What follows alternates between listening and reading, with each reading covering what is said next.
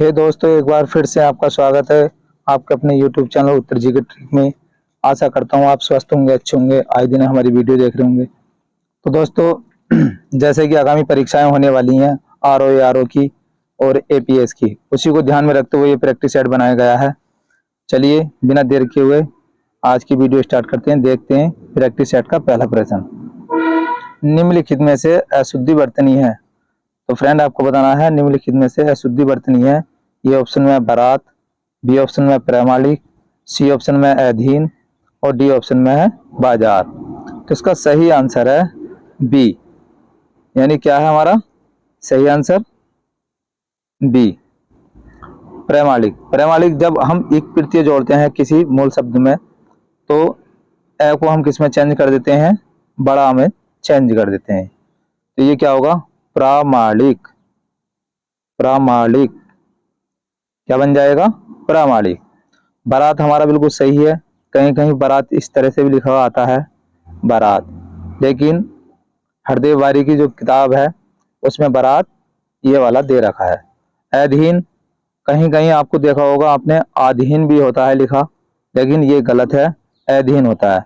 बाजार भी हमारा सही है, लेकिन इसमें कौन सा गलत है प्रामाणिक। चलिए फ्रेंड, अच्छे से समझ में आया होगा। देखते हैं अगला प्रश्न। निम्न में से अशुद्धि बरतनी है। फ्रेंड आपको बताना है निम्न में से अशुद्धि बरतनी है। ए ऑप्शन में अत्यधिक, बी ऑप्शन में दुर्व्यवस्था, सी ऑप्शन में तालाब और डी ऑप्शन में है आवाज। तो इसका सही आंसर है तालाब। अगर मैं इसकी बात करूं तो तालाब को हम इस तरह से लिखते हैं। अत्यधिक बिल्कुल सही है, आवाज भी हमारा सही है। दुरावस्था, दुरावस्था में क्या होता है कभी कभी इस तरह से भी लिखा दे देता है, लेकिन ये गलत है। अगर हम इसे तोड़ के लिखें दूर जमा के अवस्था, ये जो एस वाला है किस में चला जाएगा रे में को, ये पूरा हो जाएगा तो क्या बनेगा दुरावस्था। चलिए फ्रेंड, आशा करता हूँ समझ में आया होगा। देखते हैं अगला प्रश्न। शुद्ध वर्तनी है। फ्रेंड आपको बताना है शुद्ध वर्तनी है। ए ऑप्शन में प्रीति, बी ऑप्शन में बधाइयाँ, सी ऑप्शन में रात्रि और डी ऑप्शन में है लाइट। तो इसमें क्या बताना है शुद्ध वर्तनी बतानी है हमें। तो तीसरे का है हमारा बी ऑप्शन, यानी बी ऑप्शन इसका सही होगा। अगर प्रीति को देखूं मैं तो प्रीति इस तरह से लिखा होता है, प्रीति इस तरह से लिखा होता है। रात्रि की बात करें, रात्रि इस तरह से लिखा होता है और लाइट में छोटी बनती है। बधाइयाँ, बधाई इस तरह से होता है। जब हम इसमें या प्रत्यय जोड़ते हैं तो बड़ी ई का क्या हो जाएगा लघु ई हो जाती है। क्या हो जाती है लघु, यानी बधाइयाँ।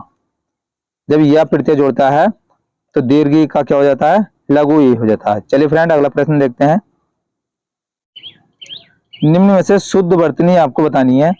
फिर क्वेश्चन दिया है निम्न में से शुद्ध वर्तनी है, तो फ्रेंड आपको शुद्ध वर्तनी बतानी है। ए ऑप्शन में साप्ताहिक, बी में है आवश्यक, सी में है नाराज और डी में है व्यवहारिक। तो इसका सही आंसर होगा हमारा डी ऑप्शन। कौन सा डी ऑप्शन। साप्ताहिक में मैंने बताया अभी आपको पहले क्वेश्चन में बताया है, जब एक प्रत्यय जोड़ते हैं हम किसी में तो इस ए का क्या हो जाता है आ हो जाता है। तो इसमें क्या होगा साप्ताहिक, साप्ताहिक। चलिए फ्रेंड, और आवश्यक नहीं होता आवश्यक होता है। क्या होता है आवश्यक। नाराज की बात करूं मैं तो नाराज नहीं होता है नाराज होता है। क्या होता है फ्रेंड नाराज। तो इसका सही आंसर होगा हमारा डी ऑप्शन। चलिए फ्रेंड अगला प्रश्न देखते हैं। निम्न में से शुद्ध वर्तनी है। फ्रेंड आपको फिर बताना है निम्न में से शुद्ध वर्तनी है। ए ऑप्शन में है श्रीमती, बी ऑप्शन में है कवित्री और सी ऑप्शन में है दिवाली और डी ऑप्शन में है रचयिता। तो इसका सही आंसर होगा हमारा डी ऑप्शन, यानी रचयिता। अगर श्रीमती देखें, श्रीमती कैसे लिखा जाता है श्री और मती, यानी बड़ी ई की मात्रा इसमें लगती है दीर्घ की। कवित्री कैसे लिखा जाता कवित्री। अगर कवित्री की शुद्ध वर्तनी देखें, ये कई बार एग्जाम में पूछी गई है और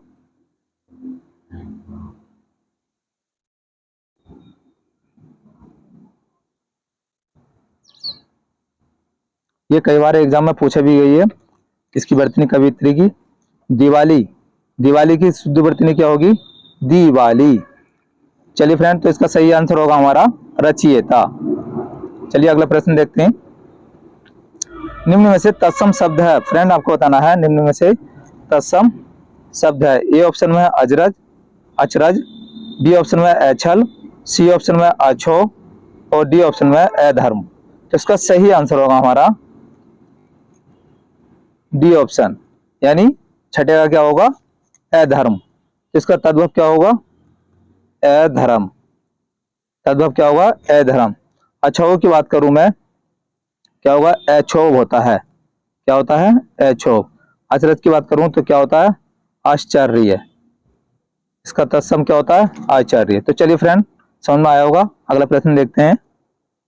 निम्न में से तत्सम शब्द है, फ्रेंड आपको बताना है निम्न में से तत्सम शब्द है। ए ऑप्शन में अंश, बी ऑप्शन में अगहन, सी ऑप्शन में अग्रपद और डी ऑप्शन में अचकन। तो इसका सही आंसर होगा सी ऑप्शन, यानी अग्रपद। इसका तत्सम क्या होता है? अंश होता है। इस अंश का अर्थ होता है भाग और इस वाले अंश का अर्थ होता है कंधा। क्या होता है फ्रेंड? कंधा। चलिए अगला प्रश्न देखते हैं। निम्न में से तद्भव शब्द है, आपको बताना फ्रेंड निम्न में से तद्भव शब्द है। ए ऑप्शन में अनशन, बी ऑप्शन में है अन्न, सी ऑप्शन में अपूर्ण और डी ऑप्शन में है अफीम। तो इसका सही आंसर होगा हमारा डी ऑप्शन, यानी अफीम। चलिए फ्रेंड अगला प्रश्न देखते हैं। निम्न में से किस वाक्य में कालवाचक क्रिया विशेषण का प्रयोग हुआ है? फ्रेंड आपको बताना है निम्न में से किस वाक्य में कालवाचक क्रिया विशेषण का प्रयोग हुआ है। ए ऑप्शन में दे रखा है दिन भर वर्षा होती है, बी ऑप्शन में है मैंने राम को देखा तक नहीं, सी ऑप्शन में यह काम तो गलत ही हुआ है और डी ऑप्शन में जहां पर अब समुद्र है वहां पर जंगल था।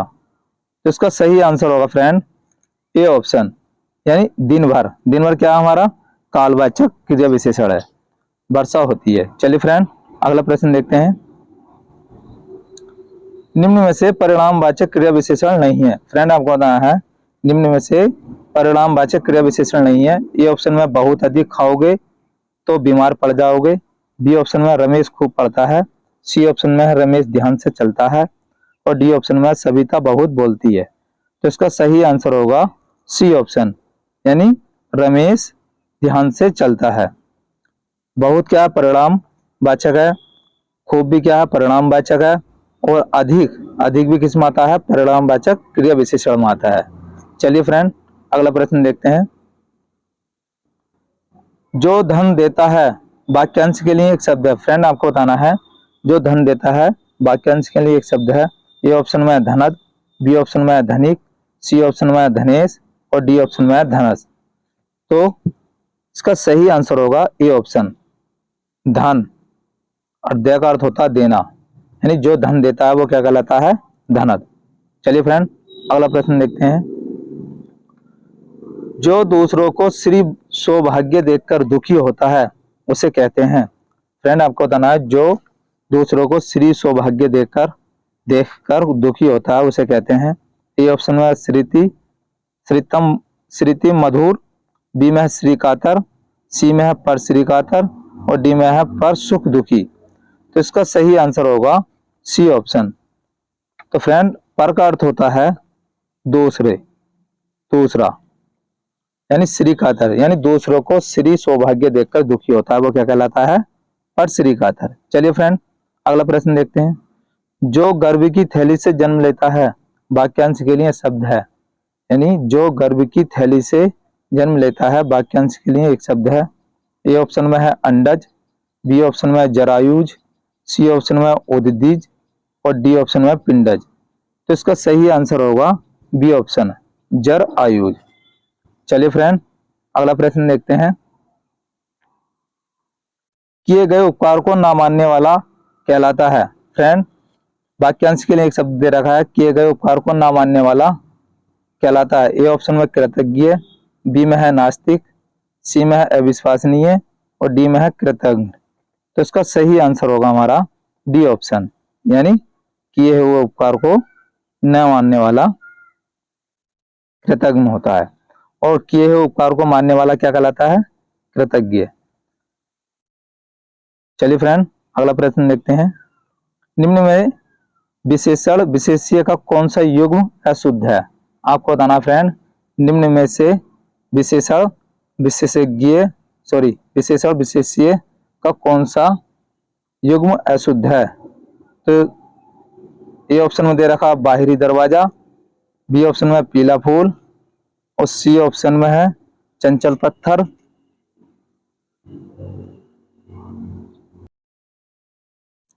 ए ऑप्शन में बाहरी दरवाजा, बी ऑप्शन में पीला फूल, सी ऑप्शन में चंचल पत्थर और डी ऑप्शन में दुबली लड़की। तो इसका सही आंसर होगा सी ऑप्शन। क्या होगा फ्रेंड? सी ऑप्शन, चंचल पत्थर। चलिए फ्रेंड, अगला प्रश्न देखते हैं। निम्न में विशेषण और विशेष्य का कौन सा युग्म अशुद्ध है?